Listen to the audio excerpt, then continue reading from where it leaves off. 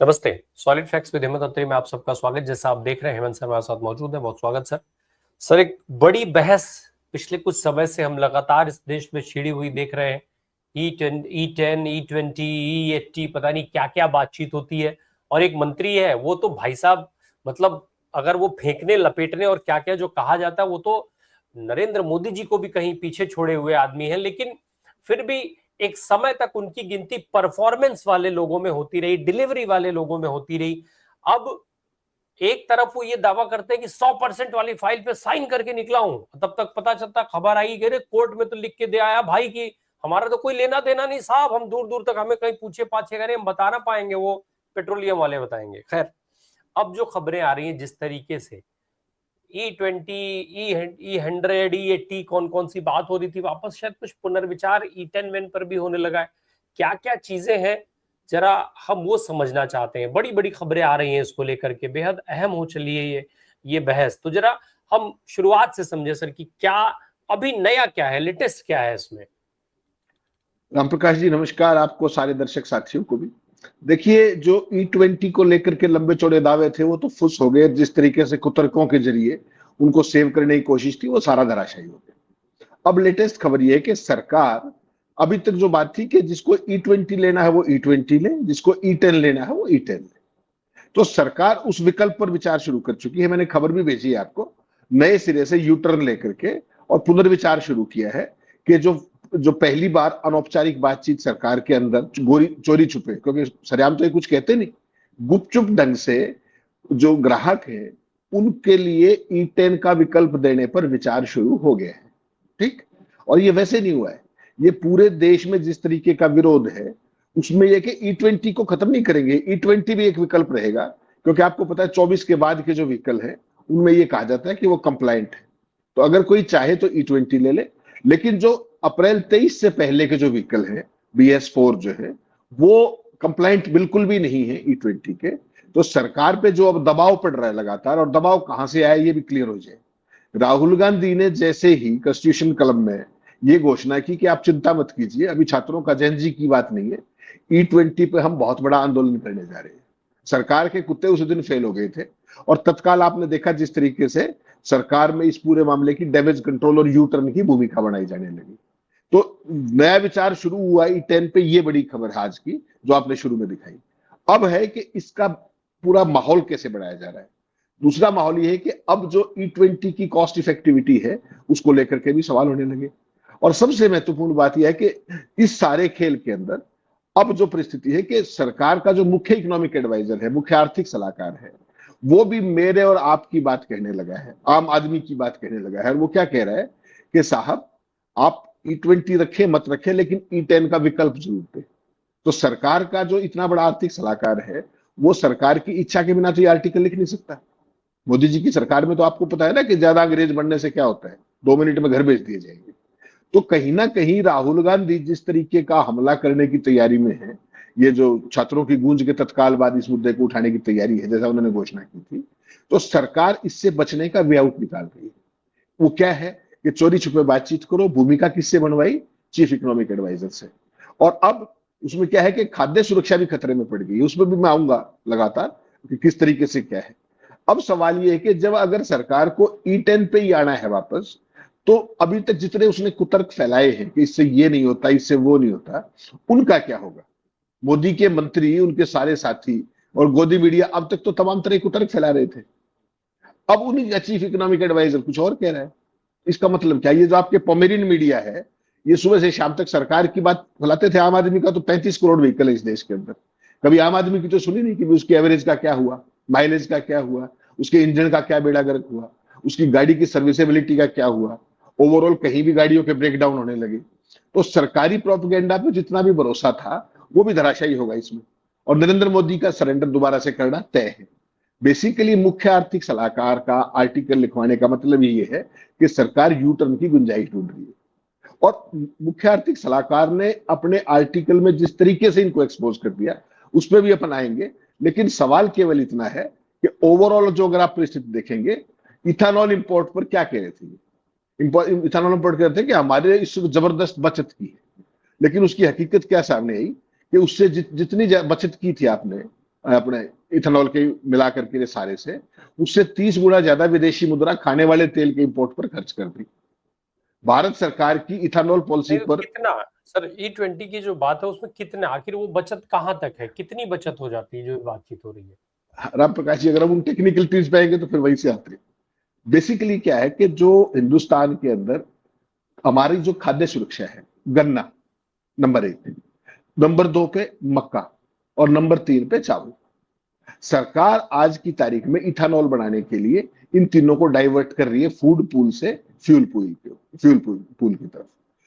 वो इफेक्टिव कब है जो डोमेस्टिक इथेनॉल है? जब पेट्रोल और डीजल के जो दाम है, जो कच्चे तेल के दाम है, वो 120 से $130 प्रति बैरल हो। ईरान युद्ध के बावजूद भी आज की अगर आप तारीख की बात करें तो इट इज ओनली 91 डॉलर्स पर बैरल। तो उसकी कॉस्ट इफेक्टिविटी नहीं बनती। लेकिन इन कुपड़ों को समझाए कौन? और चीफ इकोनॉमिक एडवाइजर ने क्या लिखा कि कहीं ऐसा ना हो इस इथेनॉल के चक्कर में जो देश में विरोध हो रहा है वो तो हो ही रहा है, कहीं ऐसा ना हो कि जो फूड सिक्योरिटी है वो खतरे में पड़ जाए। आपने चीनी के दाम पता किए पिछले 5 दिन में? चीनी के दाम 62 से 65 रुपए किलो पहुंच गए। क्यों? क्योंकि शुगर केन जो है उसका जो उसमें से जो चीनी बनती थी उसकी बजाय इथेनॉल की तरफ डाइवर्ट किया जा रहा है। और अब हालत यह है कि देश चीनी आयात करने की सोच रहा है 1 दशक के बाद। तो ये मोदी जी की नीतियां होती है, कास्केडिंग इफेक्ट जिसको आप कहते हैं, कि बिना बुद्धि लगाए जो मन में आया वो कर दिया, एक खास शुगर डैडी बन के शुगर लॉबी के लिए, और उसका परिणाम आपके सामने है। क्या था कि इथेनॉल अगर मिल जाएगा तो कीमतें कम हो जाएंगी, पेट्रोल की हो गई क्या, एक नया पैसा घटा क्या, नंबर 1। नंबर 2, जितने भी ये अपने जो मैंने बताए चावल अगर उधर जाएगा फ्यूल पूल के अंदर तो क्या उसकी कीमत नहीं बढ़ेगी? उसके जो चावल को उगाने के लिए जो पानी कितना चाहिए आपको पता है? 1 किलो चावल उगाने के लिए 7,000 लीटर पानी चाहिए होता है। कहां जाएगा देश? कभी सोचा है? Same is the case with मक्का, same is the case with sugar cane. और पहला इफेक्ट आपको शुगर केन पे आ गया कि सरकार शुगर के जो अपने शुगर है वो पहली बार इंपोर्ट करने की तैयारी में है। तो बिना अकल का जो काम होता है वो मोदी सरकार से बेहतर दुनिया में कोई नहीं कर सकता। क्या कह रहा था उसका बड़बोला मंत्री? आपने वो वीडियो देखा होगा कि भैया हमारे यहाँ तो रिसर्च तो होनी नहीं थी, मैंने तो कह दिया कि अमेरिका के कागज उठाओ, उसको लगाओ और जो मर्जी आए कर दो। और 5 साल पहले भाई ने नीति लागू कर दी।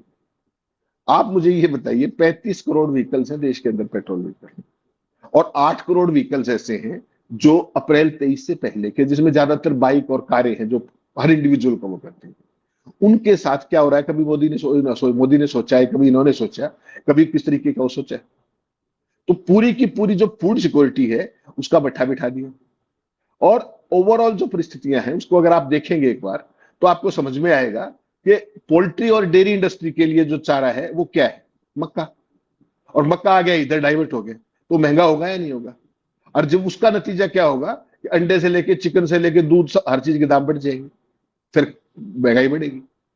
तो बिना अकल की बात जो भी इनसे करवा सकते हो आप, वो करने के लिए तैयार है। बुद्धि की बात इनसे आप कभी अपेक्षा मत कीजिएगा। सिंपल तरीका क्या था? अगर आपने BS6 के अंदर E20 का प्रोविजन करा दिया था और उसका टेस्ट वगैरह आपने जो भी थे वो करा लिए थे, तो सिंपल बात है कि आप एक ऑप्शन और दे देते कि भाई E10 भी अवेलेबल है, E20 भी अवेलेबल है, जिसको जो चाहिए ले जाए। आप किसी के ऊपर फ्यूल फोर्स कर सकते हैं क्या? कल मैं आपके ऊपर ये फोर्स करूं कि कल से आप रोटी नहीं खाएंगे, तो आप सिर्फ दाल पिएंगे या सिर्फ चावल खाएंगे? Is it possible? और ये डेमोक्रेटिक गवर्नमेंट में कभी होता है क्या? जिन देशों के उदाहरण देते हैं ये, उन सब देशों के अंदर ऑप्शन दी जाती है भाई कंज्यूमर को। और किसी भी टू व्हीलर का, गरीब आदमी टू व्हीलर चलाता है बेचारा, उसको आपने E20 दे दिया, उसकी तो माइलेज अगर 10 से 12% कम हो गई, प्लस मेंटेनेंस कॉस्ट बढ़ गई, प्लस लगातार ब्रेकडाउन होने लग गए, तो क्या करेगा वो? किस्तों पे बाइक लेते हैं लोग, किस्तों पे स्कूटर लेते हैं लोग। ये सरकार बेसिकली वैसे नहीं मानने वाली थी, वैसे तो इन्होंने सबको धमका दिया था, लेकिन जैसे ही आपने देखा ना स्टूडेंट आंदोलन के दौरान सारी चीजें होती रही, छात्रों की गूंज, सब बड़ा रिस्पॉन्स मिला, सारी बात, लेकिन उसका क्रेडिट कहीं राहुल गांधी को ना चला जाए, इसलिए उसमें सारे का सारा खेल किया गया। ठीक इसी तरीके से अब जो E20 वाला खेल है, इसमें कहीं राहुल गांधी शुरुआत करें उससे पहले एक U-टर्न ले लो और E10 की ऑप्शन दे दो। तो हम तो ये कहते हैं कि चाहे किसी की भी ऑप्शन दो, देर आए दुरुस्त आए, लेकिन कम से कम लोगों की खाल मत उतारो। आज की तारीख में जो प्योर पेट्रोल है हिंदुस्तान में, आपको रेट पता है उसका? जो जिसको आपको एक मिलता है ना, एक ऑप्शन स्पेशल, 169 रुपए पर लीटर है। और मेरे जैसे लोग क्या करने लगे मैं बताऊं, आप हंसेंगे। मैं वो एक रोहतक में एक पेट्रोल पंप है, वहां जाता हूँ, 10 लीटर वो डलवाता हूँ और 10 लीटर E20 डलवाता हूँ, तब जाके वो E10 हो जाता है। ये आप जैसे एक साथी ने बताया, ताकि गाड़ी का सत्यानाश ना हो। तो ये परिस्थितियां आम आदमी के साथ इन्होंने कर दी। 165 रुपए लीटर तेल, और ये पाकिस्तान का जिक्र करते हैं, पाकिस्तान में महंगाई। E20 इनको किसने कहा था? E10 बंद क्यों किया आपने ऑल ऑफ अ सडन? क्या कोई स्टडी की थी? और गडकरी जिस शर्मनिरपेक्षता के साथ ही करके अमेरिका की मोहर लगाने की बात करते हैं, मैं तो चाहूंगा अगर वो वीडियो मिल जाए तो दिखाना चाहिए अपने को। इंडियन डिपार्टमेंट को स्टैंडर्ड्स तैयार करने के लिए बोलो तो कम से कम 3-4 साल लेते हैं। मैं थक गया, इथेनॉल के स्टैंडर्ड्स तैयार करने थे। एक दिन मैंने कहा भाई साहब आपका ज्ञान आपके पास रखो, अमेरिका के लाओ को आप ऊपर का हेडिंग काट दो, नीचे में लिख दो, ठप्पा मारो, सही करो और डिक्लेयर कर दो। कहाँ समय गवाते हो?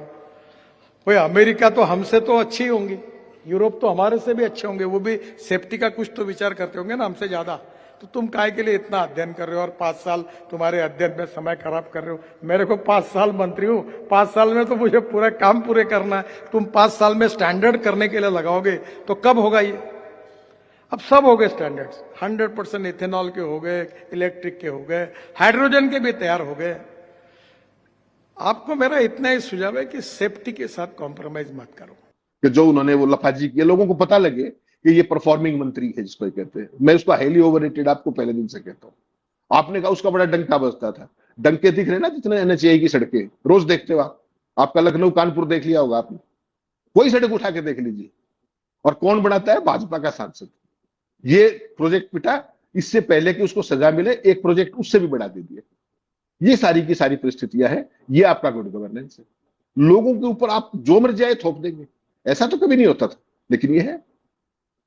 ये जो इकोनॉमिक एडवाइजर साहब जो बात कह रहे हैं, जिस तरीके की चीजें बताई जा रही हैं, ये जो बदलाव, जो सुगबुगाहट जिसका आप जिक्र कर रहे हैं कि ऑप्शन खोजा जा रहा है, तो ये चिट्ठी उस क्रम में देखा जाए, या राहुल गांधी ने चूंकि इस मुद्दे को एड्रेस कर लिया है, ये बता दिया है कि एक बहुत बड़ा आंदोलन खड़ा होगा, और आज आंदोलनों के स्वरूप को ये सरकार देख चुकी है कि कैसे बहुत फोकस्ड और बहुत टारगेटेड लोग होंगे जिसके लिए आंदोलन होगा, केवल उसी की बात होगी, अब कोई इधर उधर हिला नहीं पाएगा। तो ये सारी परिस्थितियां जो है ज्यादा बड़ी वजह हो गई है कि खोजा जा रहा है विकल्प, एडवाइजर साहब का लिखा जाना, ये सारी चीजें। नहीं नहीं, बिल्कुल। देखिए क्रोनोलॉजी समझिए ना आप। राहुल गांधी से जब ये कहा गया कि आप क्या छात्रा, उस दिन क्रिश्चियन क्लब की बात है ये, क्रिश्चियन क्लब में जब वो गए थे तो बच्चों को लेकर के अपने घर के बाहर बाइट दे रहे थे, तब उनसे सवाल पूछा गया। तो सबसे पहले उन्होंने कहा कि आप चिंता मत कीजिए, हर चीज की एक सीक्वेंस है। E20 के ऊपर भी हम बहुत बड़ा मैसिव आंदोलन करने वाले हैं, बी रेस्ट एश्योर्ड। उसके तत्काल 2 दिन के बाद जो चीफ इकोनॉमिक एडवाइजर हैं, उन्होंने अपना आर्टिकल लिखा, अनंत नागेश्वरन साहब ने। उन्होंने लिखा, यानी कि वो सरकार की इच्छा के बिना आप कर सकते हैं क्या? और वो आर्टिकल बाद में आया, उससे पहले ये स्टोरी आ गई जो मैंने आपको सबसे पहले दिखाई कि E10 के विकल्प पर भी विचार शुरू हो गया। लेकिन वो ओपन नहीं है, वो अंदर खाने हैं, वो सरकार के बीच में है और वो पेट्रोलियम कंपनियों के बीच में है। आपको तो पता है ना इस देश की हालत क्या है आज। ना तो कोई वाहन निर्माता ने आज तक चूं की कि भाई ये गलत है पुरानी गाड़ियों के लिए। बताइए, एक से एक बड़े देशभक्त घूम रहे हैं यहाँ, आनंद महिंद्रा जैसे। एक शब्द कहा उसने कि मेरी गाड़ियों का भट्ठा बैठ रहा है जो 2023 से पहले की। BS4 गाड़ियां कंप्लाइंट नहीं है तो नहीं है। ये बात कहने में मैं और आप कह रहे थे उनको क्या परेशानी, लेकिन नहीं कहेंगे चमचे सारे के सारे। आप देख लीजिए पूरी इंडस्ट्री में किसी ने चूं की हो तो। पहली बात वो। उसके बाद जब राहुल गांधी ने ये कह दिया तो फिर उसका वे आउट क्या निकले कि चुपचाप अंदर खाने विचार कर लो। और इतने में जो अपने नागेश्वरन साहब हैं, इनसे वो आर्टिकल लिखवा दिया ताकि राहुल को क्रेडिट ना चला जाए। सरकार को अगर लगे कि देश में माहौल गड़बड़ हो रहा है, तो आपको तो पता है ना। देखिए रामप्रकाश जी, इस सरकार की विम्स और फैंसीज को इस देश के हर नागरिक को समझना पड़ेगा। 2024 का चुनाव परिणाम आया, राहुल गांधी ने एक ट्वीट किया, अगर आपको याद हो तो, कि लिटरल एंट्री में आरक्षण का वो कर दिया गया है, समापन कर दिया गया है। तत्काल क्या सरकार की पॉलिसी थी लिटरल एंट्री, जिसमें संघी घुसाए जाते थे बैकडोर से बिना किसी आरक्षण के। उसके तत्काल जितेंद्र सिंह ने ट्वीट किया कि प्रधानमंत्री जी ने लिटरल एंट्री स्कीम वापस ले ली। केवल राहुल गांधी ने ट्वीट किया था। तो ये इतनी कायर सरकार भी है, दब्बू भी है। और आज की तारीख में तो इसकी परिस्थितियां क्या है कि पूरे देश का युवा सड़कों पर है। अगर ये E10 और E20 अगर शुरू हो गया तो सरकार को तो भागने की जगह नहीं मिलेगी। इसलिए ये वो विकल्प तैयार कर रहे हैं, चाहे वो नागेश्वरन साहब के जरिए, चाहे चोरी छुपे पुनर्विचार के जरिए। इनको ये पता है कि अगर ये मसला आ गया, देखिए छात्रों वाला मामला तो एक बड़े पैमाने पे जेन जी और जेन अल्फा है, ये तो हर घर का मामला है राम प्रकाश जी। यहाँ तो जो अंधभक्त हैं वो भी तो रो रहे हैं। अंधभक्तों की गाड़ी को अलग से E10 थोड़ी डलता है उसके अंदर, या प्योर पेट्रोल थोड़ी डलता है, सबको E20 लेना पड़ता है। और आज गाड़ी की स्थिति मैंने आपको बताई थी कि आप 5 किलोमीटर में ये नहीं हो सकता बिना ब्रेकडाउन के चले जाए, ये नहीं पता कहां खड़ी हो जाए जाकर। तो ये सारी चीज नागेश्वर ने अपने पूरे आर्टिकल में लिखी। और उन्होंने क्या कहा, उन्होंने कहा कि 2023 से पहले के वाहनों के लिए E10 पेट्रोल को फिर से उपलब्ध कराया जाना चाहिए। ये मांग वो कब कर रहे हैं, जब देश भर में इथेनॉल मिश्रित लागू किए जाने के बाद वाहनों की जो क्षमता है वो लगातार कम हो रही है, ब्रेकडाउन की क्षमता लगातार कम हो रही है।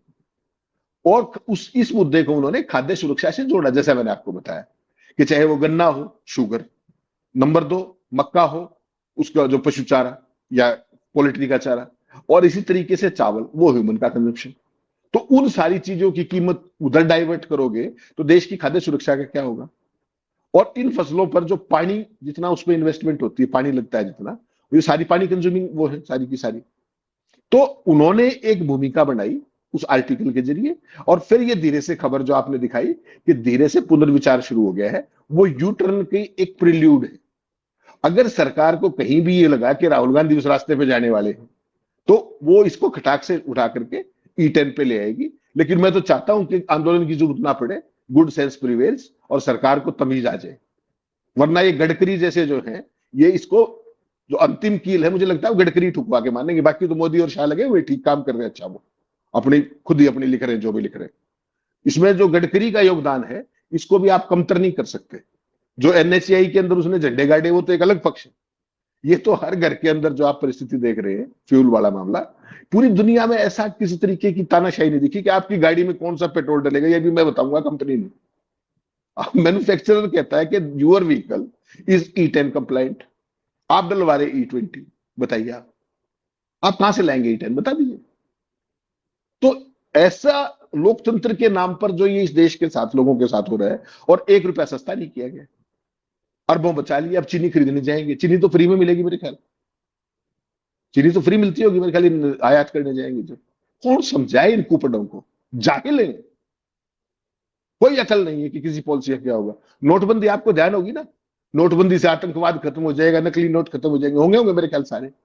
फिर लेस कैश हो गया, फिर कैशलेस हो गया, फिर राष्ट्रवाद हो गया। लाइन में कोई खड़ा है तो कितना सेना भी तो बॉर्डर पे खड़ी, ये तर्क था। तो ये बेसिकली जो सारी की सारी नॉनसेंसिकल अप्रोच है, और इसमें भी जो सारा खेल था ना अंदर खाने, वो ट्रंप के सामने भी सरेंडर है। वो जो इथेनॉल की इतनी जरूरत पड़ेगी, जो शुगर डैडी यहाँ वाले की, तो आप उस पता ही है, सारे देश को पता लग गया कि कैसे कंपनियों की नेटवर्थ और वो सारी चीजें, वो एक पार्ट है। अमेरिकन मक्का को भी यहाँ थोपने की तैयारी थी अंदर खाने। अगर, लेकिन अब ट्रंप का अपनी एक जगह है कि वो इनको जो भी आर्म ट्विस्टिंग कर सकता है नहीं कर सकता, लेकिन अगर सत्ता ही चली जाएगी तो ट्रंप क्या करेगा। इसलिए मुझे लगता है कि सरकार ने अंदर खाने यू टर्न की तैयारी कर ली है, और जितना ये कर ले उतना अच्छा है। वरना अगर लोग इस मुद्दे पे भी सड़कों पे आ गए तो ये गडकरी पटकरी ढूंढे नहीं मिलेंगे आपको, ये ध्यान रख लीजिएगा। क्योंकि गुजरात लॉबी पहले से ही उनकी सेवा के लिए तैयार बैठी है। आप सोचिए, इस देश में सरकार किसी मंत्री के खिलाफ तो 2 सर लाइन छपती है क्या? हो या E20 हो, इसके नाम पर इस देश में बहुत पैसा सार्वजनिक बैंकों से उठा करके भी निवेश करवा दिया गया, एक मार्केट उस तरीके का क्रिएट करने की कोशिश हुई। अब अगर ये यू टर्न लेते हैं तो इससे कितना बड़ा नुकसान होगा, और ये जो नुकसान होगा, क्या सरकार आज हमारी उस नुकसान की भरपाई करने में सक्षम आपको दिख रही है? नहीं, सरकार नुकसान करने के लिए चुनी है आपने, सरकार नुकसान की भरपाई के लिए नहीं चुनी, माफ कीजिएगा। हम सब की च्वाइस इतनी बेहतर है कि वी डिजर्व इवन वर्स। ये बड़े दुख के साथ मुझे कहना पड़ता है, but this is a fact. किसी क्या कहते हैं, बेटी बचाओ योजना, बेटी बचाओ का तो जो हुआ हुआ नहीं, पता नहीं मुझे, लेकिन ये इथेनॉल वाले खेल में बेटा बढ़ाओ योजना बहुत शानदार चली है। लगातार देख रहे हैं आप, किसी का बेटे बहुत शानदार तरीके से आगे बढ़े। और शुगर डैडी जो है, उसके जो पर है, उसको काटने का साहस क्या ये सरकार कर पाएगी? आप मुझे बताइए तो सही कि आप सरफेस ट्रांसपोर्ट के मंत्री हो और आप E20 का झंडा उठाए घूम रहे हो, पेट्रोलियम मंत्री क्या करेगा? कोई पूछने वाला इस देश के अंदर? गृह मंत्री इस देश में लॉ एंड ऑर्डर का, दिल्ली के उस सब की चीजों के लिए जिम्मेदार है। एजेंसी का इंटरव्यू कौन दे रहा है आपको पता है? Parliamentary affairs minister. सोच के तो देखिए एक बार। किरण रिजिजू का इंटरव्यू देखा होगा आपने दिल्ली को उसको लेकर के, ये किसको देना चाहिए था? पूरी पार्लियामेंट का सेशन डुबो दिया, गृह मंत्री नहीं बोला। और अब रिजिजू बोल रहा है ठीक उसी समय जब सुप्रीम कोर्ट के अंदर जवाब फाइल करना था। तो ऐसी तो ये सरकार है आपकी कि यहां सवारी अपने सामान की खुद जिम्मेदार है। वापस आपको अगर टेम्पो उस पर नहीं ला दिया ना, बैलगाड़ी पे, इनको आप रख लीजिए, इनका कार्यकाल पूरा होने दीजिए एक बार, क्योंकि गाड़ी तो किसी की गारंटी नहीं कि वो आपको गंतव्य में पहुंचाएगी नहीं पहुंचाएगी। ये तो स्थिति कर दी है। किसी का फ्यूल पंप बैठ गया, किसी का कार्बोरेटर बैठ गया, किसी का पिस्टन बैठ गया, ये रोज की घटनाएं हैं। और बड़ी बेशर्मी के साथ चीख चीख के कह रहा है कि किसी गाड़ी किसके कार्ड हुए तो मुझे बताओ। Who are you? Petroleum minister का काम है, तुम्हारा थोड़ी है। अपनी सड़क संभाल ले जाके। नहीं नहीं, बताओ मुझे, लेकिन है? कंपनसेट कंपनियां करेंगी, लड़ना आपको कंपनी से पड़ेगा। तो तुम्हें क्यों बताए फिर हम भाई, फिर हम कंपनी से ही जाके लड़ेंगे। वही सारी स्थिति है ना, मैं कह रहा हूं कुपड़ों का गिरोह है, उसको जिस तरीके से आपको करना हो कर लीजिए। लेकिन सवाल ये है, बात E20 को रोकने की नहीं है। आपने मेरे लिए आप E80 बेचिए, आप 100% इथेनॉल बेचिए, मुझे समस्या नहीं है। लेकिन जो गाड़ी जिस चीज फ्यूल के कंप्लायंट है, लोगों को ऑप्शन दे दीजिए बस। ये तो कोई इतनी बड़ी चीज नहीं है, तो डेमोक्रेटिक राइट है, तो नेचुरल जस्टिस है कि जो जिस चीज जो जिससे चलेगी वही दोगे ना आप। पुरानी गाड़ियों के लिए E10 चाहिए तो चाहिए, कंपेटिबल गाड़ियों के लिए E20 चाहिए तो चाहिए, दो। Who stops you? लेकिन ग्राहकों को तो तय करने दो ना कि उनकी गाड़ी को क्या चाहिए, या वो भी तुम तय कर दोगे? थोड़े दिन में कहेंगे कि खाना भी ये खाना पड़ेगा आपको। What is this absurd nonsense? और सारे के सारे ही करके की करके ये पॉलिसियां बढ़ाते हैं। गडकरी का वो देखा होगा ना आपने कि मैंने कहा कि भैया यहाँ तो 5 साल लग जाएंगे, अमेरिका वाली रिसर्च निकालो, उसी पे ठप्पा लगाओ, और हमने लागू कर दी। कोई इतना बेशर्म आदमी भी देखा आपने दुनिया के अंदर जो अपनी सरकार को ऐसे एक्सपोज कर रहा हो कि ऐसे कुपड़ों का गिरोह है ये? Have you ever heard of? करते होंगे, लेकिन सार्वजनिक तौर पर भाषण में कैमरे के सामने ये कह रहा, कितना बड़ा शर्मनिरपेक्ष आदमी चाहिए? ये सरकार चला रहे हैं या चुटकुला है? कोई चुटकुला गोष्ठी हो रही है यहाँ पे? कोई पॉलिसी होती है, कोई फ्रेमवर्क होता है, रिसर्च होती है, सारी चीजें, स्टडीज होती है, उसके बाद आप पॉलिसी डिसीजन लेते हैं। और रात को सपना आया, 8 बजे उठ के नोटबंदी कर दी, सुबह जाके लॉकडाउन कर दिया। मतलब कोई तो सेंस बनती है ना। अब इनको वो सारे जो पाप है ना, वो चुकाने का समय आएगा। ये गडकरी का भी हाल देखिएगा आप, NHAI का जो डंका बजाते फिरते थे। आपका लखनऊ कानपुर तो एक है, कोई से उठा, दिल्ली देहरादून उठा के देख लीजिए, कोई हाईवे उठा के देख लीजिए, कोई वाली वारिस नहीं है। कहां है CAG? Where is the audit? कुछ नहीं। तो हर वही कह रहा हूं मैं कि पाप का गड्ढा भरने में समय लगता है, लेकिन अब इनके जितने पाप हैं वो 12.25 साल में गड्ढे के उस तक आ चुके हैं। अब इनको हिसाब देना पड़ेगा, ये मान के चलिए आप। सर ये ठीक है कि गडकरी साहब का मैंने जैसा शुरू में जिक्र किया कि आजकल फेंकने में तो ऐसे हो गए कि भाई साहब मोदी जी भी शायद उनके आसपास कहीं ठहर नहीं रहे।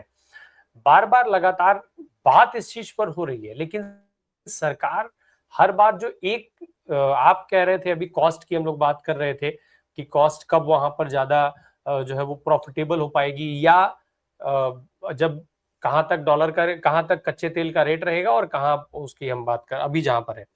लेकिन सवाल ये उठता है कि सरकार को क्या इन सब चीजों से फर्क पड़ रहा है? सरकार अपनी कोई भी योजना, जो योजना वो ले आती है, वो अमेरिका के दबाव में किसी भी तरीके से कॉम्प्रोमाइज होने को तैयार है।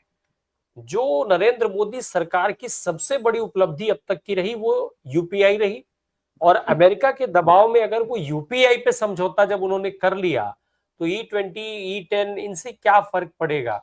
राहुल गांधी इस मुद्दे को उठाने के आपने जिक्र किया, क्या राहुल गांधी का इस मुद्दे को उठा लेना ट्रंप से ज्यादा इंपॉर्टेंट है, अमेरिका से ज्यादा इंपॉर्टेंट है कि यू टर्न ले सके ये सरकार? राम प्रकाश जी, सरकार में रहोगे तभी तो ट्रंप की सेवा कर पाओगे। अगर कुर्सी चली जाएगी तो फिर क्या करोगे? नहीं तो ये बाल बाल बात तो बचे हैं ट्रंप अभी। साहब भी कह चुके हैं कि मैं कैरियर खत्म कर दूंगा। नहीं, वो तो कर लगा ही हुआ है भूखा पैसा इस काम पे, वो इसी काम पे लगा हुआ है। आपने बड़ी इंटरेस्टिंग बात कह दी, आपने UPI का जिक्र कर दिया। UPI तो इस देश में कितने लोग यूज करते हैं नहीं करते वो एक अलग सवाल हो सकता है। भाई साहब, इस देश की खेती को खोलने के लिए तैयार है अगला आदमी अमेरिका के लिए। आप सोच के तो देखिए, हमारी कपास की क्या गत बनवा दी है। जो उसके ऊपर जितना टैक्सेशन था सारे का सारा खत्म। हिंदुस्तान की कपास पिट रही है। वही काम मक्के का हो जाएगा, वही काम फ्रूट्स का हो जाएगा, वही काम अनाजों का हो जाएगा, वही काम दालों का हो जाएगा। हमारे देश का बेचारा किसान कहां जाएगा? 62% people are still involve into the peasantry, where do they go? तो ये जो ट्रंप की तो सेवा जब ही कर पाओगे ना, सरेंडर। और वो आजकल आपका एक और मित्र है, वो भागवत, जो पता नहीं क्या क्या बोलता है, वो भी अमेरिका जाने की तैयारी में, पता होगा ना आपको। अमेरिका कनाडा वहां डंका बजा के आएगा। थोड़े दिन पहले राम माधव बजा के आया था कि माई लॉर्ड, आपने जो कहा सारा कर दिया, अब भी हमारे पीछे क्यों पड़े हुए? आपने दिखाया था वाटसन इंस्टीट्यूट का क्रांतिकारी वो। तो अब वो श्रीमान भागवत जा रहा, बताइए क्या मतलब है? और क्या खेल चल रहा है आपको पता है? कि भागवत के कार्यक्रमों में आईआईटी के लोगों को उसके इंटरेक्शन के लिए भेजा जाए। आईआईटी के डायरेक्टर्स ये कर रहे हैं। भाई प्रधानमंत्री जा रहा हो, कोई मंत्री जा रहा हो, समझ में आता है। Who is Mohan Bhagwat? What secretary he has और what post he is working?